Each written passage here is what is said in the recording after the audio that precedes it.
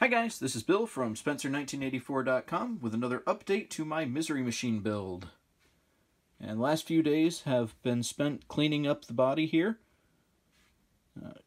See, I've got the windows opened up, all the flash removed. I shaved off the door handles. I'm going to be putting some replacement aftermarket pieces there from Fireball Model Works. I deepened the door lines most of the way around. And on the back here, I actually went ahead and removed this door.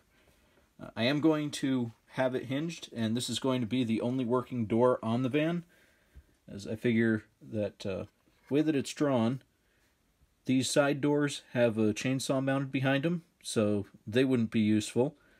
Figured I'd seal up the front doors so that they were appropriately armor plated, so that way the only way in or out is going to be the back door.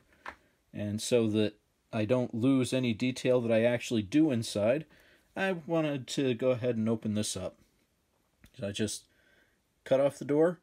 I'm going to be replacing those hinges there with functional ones, and we'll actually be able to get a little bit of a look-see inside once it's all done. Speaking of the interior, I mentioned in the previous video that this was a bit of a glue bomb that I had inherited. And one of the things that the previous owner had done is they glued the pan where the stock engine mount would be to turn this into the mid-engine Little Red Wagon. So the glue that he used can in some cases be popped free, but not all of them. And he was very enthusiastic with the glue on it, so I figured rather than try to cut it out and destroy it, I'd just make this a mid-engine truck, keep it as this is, and then work around it.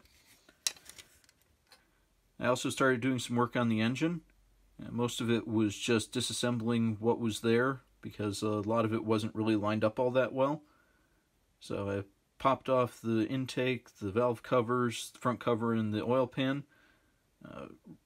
Replaced some of it so that it looks a little bit straighter, and sanded off everything else so that I've got a fairly clean surface to work with.